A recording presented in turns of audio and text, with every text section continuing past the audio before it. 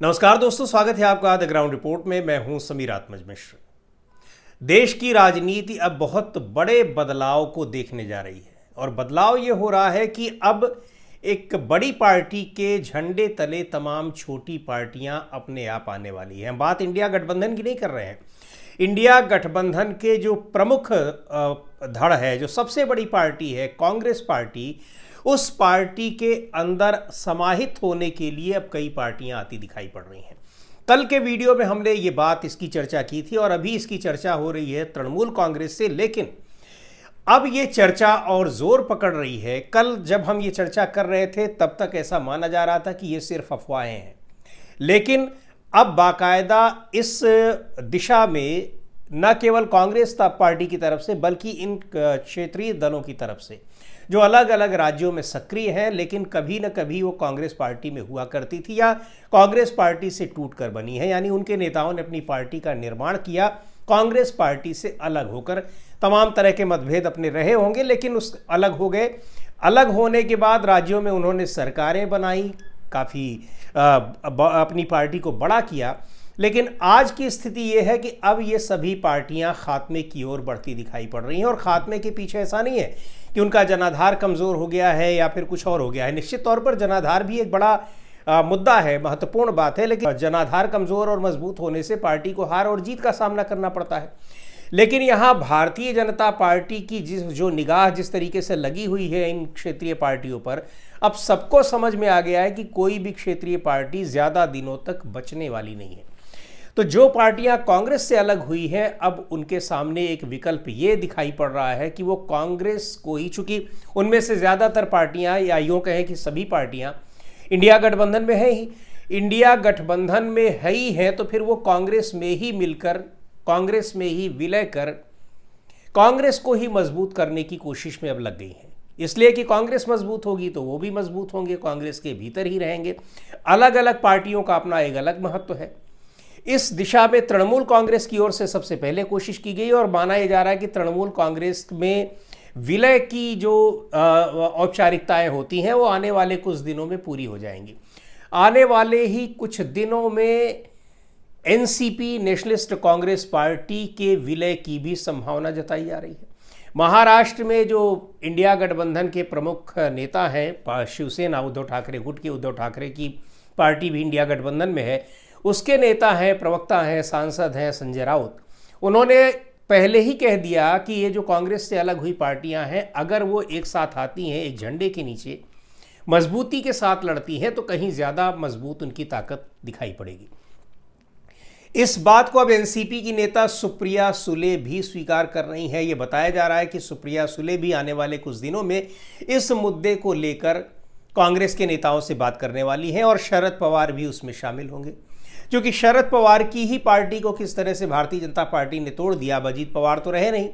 अजीत पवार जब विमान दुर्घटना में उनकी मृत्यु हुई है, उसके पहले ही दोनों पार्टियां जो अलग हुई थी एक दूसरे से, वो आपस में एकजुट होने की कोशिश कर रही थी, विलय की कोशिश कर रही थी। लेकिन उसी दौरान ये दुर्घटना हो गई और अजीत पवार नहीं रहे। लेकिन उनके भतीजे रोहित पवार इस दिशा में काफ़ी काम कर रहे हैं कि एक तो पहले जो एनसीपी के दोनों धड़े अलग हुए हैं, पहले उनको एक किया जाए और उसके बाद एक विलय की प्रक्रिया की जाए कांग्रेस पार्टी के साथ, यानी कांग्रेस के ही झंडे तले आकर वो अब बीजेपी के खिलाफ राष्ट्रीय स्तर पर लड़ाई लड़ेंगे।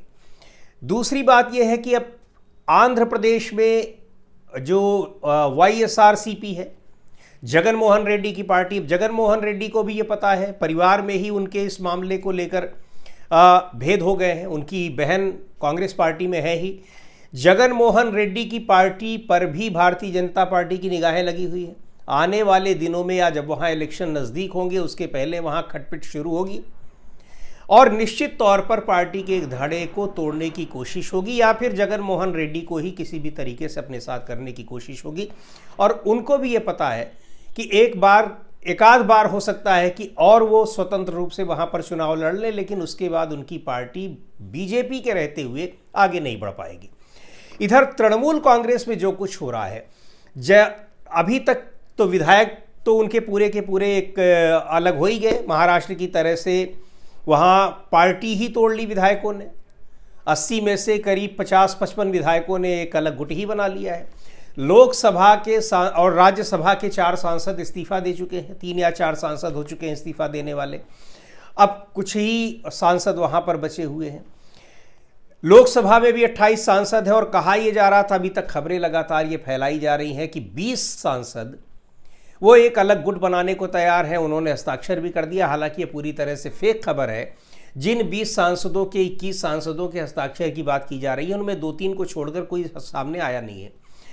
अब जिन लोगों के नाम उसमें शामिल बताए जा रहे थे, वो लोग खुद अब कह रहे हैं कि हम ममता बनर्जी को छोड़कर कहीं नहीं जा रहे हैं। ये टोटली अफवाह है।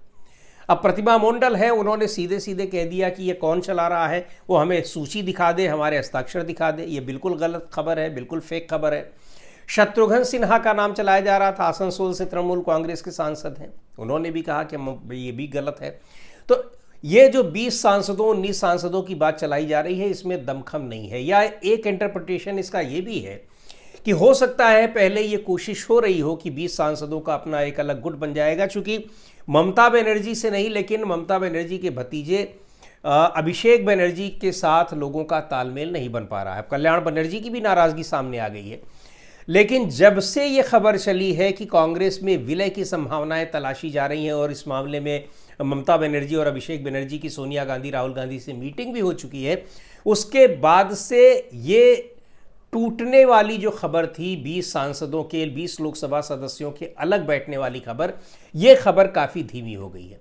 एक और सांसद हैं, उनका तो ये कहना है कि भाई वो तो बाकायदा बागी सांसद हैं, वो अलग होने की बात वो स्वीकार कर रही हैं, लेकिन उनका कहना है कि ममता बनर्जी अगर हमसे कह देती हैं फ़ोन करके कि आपको नहीं जाना है तो हम कतई नहीं जानने वाले हैं। और अगर कांग्रेस पार्टी के साथ मर्जर होता है, कांग्रेस में विलय होता है, तो ये बड़ी अच्छी खबर है।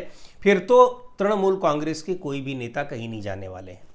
यानी तृणमूल कांग्रेस का जो दोनों सेगमेंट है, एक बागी सेगमेंट और एक जो मूल सेगमेंट है, दो के दोनों ही धड़े कांग्रेस पार्टी के साथ विलय को पूरी तरह से तैयार बताए जा रहे हैं। तो तृणमूल कांग्रेस की अपनी पोजीशन लगभग क्लियर हो चुकी है कि उसका इसमें विलय होने जा रहा है। विलय की शर्तें क्या हैं, क्या संभावनाएं हैं, एसेट्स वगैरह का क्या होगा, क्योंकि विलय एक सैद्धांतिक तौर पर उसकी जब तैयारी हो जाती है तो फिर व्यावहारिक तौर पर कैसे क्या कुछ करना है, वो बहुत सारी औपचारिकताएं होती हैं जो निभानी पड़ती हैं।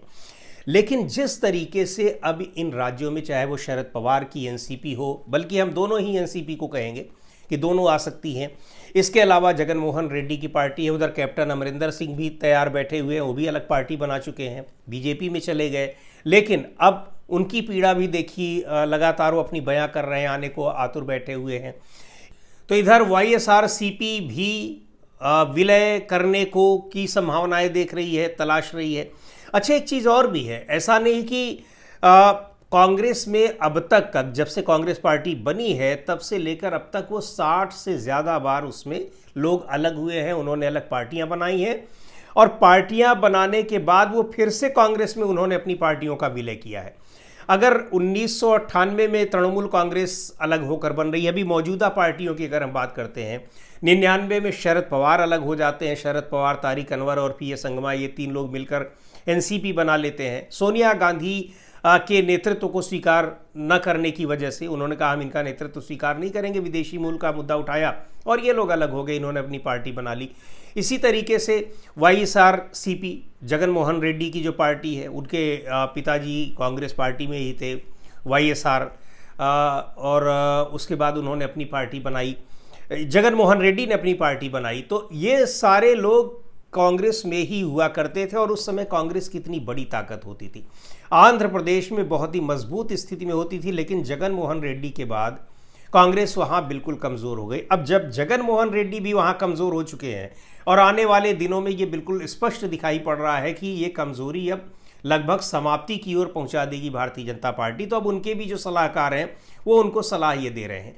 महत्वपूर्ण बात यह है कि जो अभी हमने कहा कि कई बार पार्टियां बनी हैं, टूटी हैं। शरद पवार तो 1981 में भी एक नई पार्टी बना चुके थे कांग्रेस से, वो इससे पहले भी अलग हुए और तब उन्होंने पार्टी बनाई थी इंडियन नेशनल कांग्रेस सोशलिस्ट। बाद में उन्होंने कांग्रेस पार्टी में ही फिर विलय कर दिया, तो उससे अलग हुए। प्रणब मुखर्जी अपनी पार्टी बना चुके हैं लेकिन फिर उन्होंने कांग्रेस पार्टी में विलय कर दिया। तो मौजूदा दौर में भी कई ऐसी पार्टियां हैं जो कांग्रेस से अलग हुई, अलग होने के बाद उन्होंने चुनाव लड़ा, बड़ी पार्टियां भी बनी, लेकिन फिर से उन्होंने कांग्रेस में विलय कर दिया। तो ये कांग्रेस में विलय करने की, कांग्रेस से अलग होना और फिर कांग्रेस में अपनी पार्टी का विलय कर देना, ये कोई नई प्रक्रिया नहीं है और नई बात नहीं है। और अब जिस तरीके से स्थितियां दिखाई पड़ रही हैं कि कांग्रेस ही लीड कर सकती है, ये बिल्कुल स्पष्ट है। और ये जो क्षेत्रीय नेता बन गए थे कांग्रेस से अलग होकर, उनको भी लग रहा है कि कांग्रेस की लीडरशिप में ही बेहतर होगा कि एक बड़ी लड़ाई लड़ी जाए। दूसरी बात यह है कि अब कांग्रेस काफ़ी मजबूत स्थिति में दिखाई पड़ रही है। मजबूत स्थिति में इसलिए कि 2024 के चुनाव में जिस तरह से राहुल गांधी ने जो मुद्दे उठाए और जिस पर सरकार को बैकफुट पर आना पड़ा, अभी तक उसका इम्पैक्ट दिखाई पड़ रहा है। राहुल गांधी के उठाए हुए मुद्दों पर सरकार अब तक अमल कर रही है। तो लोकसभा चुनाव में जो स्थितियां बनी, महज 2% का अंतर था एनडीए गठबंधन में और इंडिया गठबंधन के वोटों में। 44% वोट मिले थे इंडिया गठबंधन या एनडीए गठबंधन को और 42% के करीब वोट मिले थे इंडिया गठबंधन को। बाकी इसमें अदर्स पार्टियां हैं जो किसी गठबंधन में नहीं है। अब एक और बात हो रही कि बीजू जनता दल, ये खबरें आ रही हैं, हालांकि इसको लेकर मेरे पास कोई स्पष्ट जानकारी नहीं है, लेकिन ये कहा जा रहा है कि बीजू जनता दल भी कांग्रेस के साथ या तो इंडिया गठबंधन में आने की कोशिश में लगी हुई है या फिर उसका भी कांग्रेस पार्टी में विलय हो सकता है। क्योंकि एनडीए के साथ इतने दिनों तक रहने के बावजूद किस तरह से एनडीए ने उसको ख़त्म कर दिया और ओडिशा में उस पार्टी को हटाकर खुद वहाँ पर सरकार बना ली भारतीय जनता पार्टी ने, उसको देखते हुए बीजू जनता दल भी अब कांग्रेस के ही झंडे तले, कांग्रेस के ही बैनर तले चुनावी राजनीति में आने को दिखाई पड़ रही है। हरियाणा में पार्टियां बनी और फिर उनका कांग्रेस में विलय हुआ। इसके अलावा कुछ और छोटी पार्टियों के वो या तो अब जो एनडीए से निकल चुकी हैं, इंडिया गठबंधन में शामिल होने वाली है, या फिर वो भी अगर ये कांग्रेस से निकली हुई पार्टियां अगर कांग्रेस में शामिल हो रही हैं तो हो सकता है कि वो भी अपने मर्जर की कोशिश करें। तो एक बड़े पैमाने पर कांग्रेस पार्टी अब अपना विस्तार करने जा रही है उन जगहों पर जहां वो कभी बहुत मजबूत हुआ करती थी, लेकिन वहां के क्षत्रपों ने, स्थानीय क्षत्रपों ने अलग होकर पार्टी को कमज़ोर किया और ख़ुद वो अपने वहाँ मजबूत बन गए, लेकिन अब वो खुद भी कमज़ोर हो चुके हैं। तो ऐसी स्थिति में जब अब कांग्रेस मजबूत हो रही है और वो कमज़ोर हो चुके हैं, उनके और ज़्यादा कमज़ोर होने की आशंका बिल्कुल साफ दिखाई पड़ रही है, तो ये स्थिति उन लोगों को कांग्रेस के झंडे तले लाने के लिए उसमें बहुत मुश्किल नहीं हो रही है। तो ये स्थितियां बन रही हैं। और कल की बैठक में जिस तरह से कांग्रेस पार्टी ने आंदोलन का ऐलान किया है या फिर जिस तरह की अपनी रणनीति बनाई है, बहुत सारी चीज़ें बाहर निकल कर नहीं आई हैं, लेकिन ये कहा जा रहा है कि भारत जोड़ो यात्रा की तरह राहुल गांधी एक फिर बड़ी यात्रा निकालने की तैयारी में है और इस यात्रा में कोशिश होगी कि इसमें इंडिया गठबंधन भी पूरा शामिल हो। हालांकि उस समय भी इंडिया गठबंधन के जिन राज्यों में इंडिया गठबंधन के सहयोगी दल थे वहां उनका पूरा सपोर्ट रहा, लेकिन अब की बार पूरी की पूरी यात्रा ही इंडिया गठबंधन के सपोर्ट से होने वाली है। और हो सकता है कि जिन पार्टियों के कांग्रेस पार्टी में मर्जर की या विलय की संभावनाएं जताई जा रही हैं, वो संभावनाएं उससे पहले ही पूरी हो जाए और उसके बाद इंडिया गठबंधन के सहयोगी दलों के साथ कांग्रेस पार्टी और राहुल गांधी एक बड़ी यात्रा का आयोजन करें। आज की वीडियो में इतना ही। अगले वीडियो में फिर मिलेंगे एक नए विषय के साथ, एक नए मुद्दे के साथ। द ग्राउंड रिपोर्ट के यूट्यूब चैनल को आपने अब तक सब्सक्राइब ना किया हो तो ज़रूर कर लें। हमारे वीडियोस को लाइक करें, शेयर करें और अपने सुझाव भी हमें ज़रूर भेजें।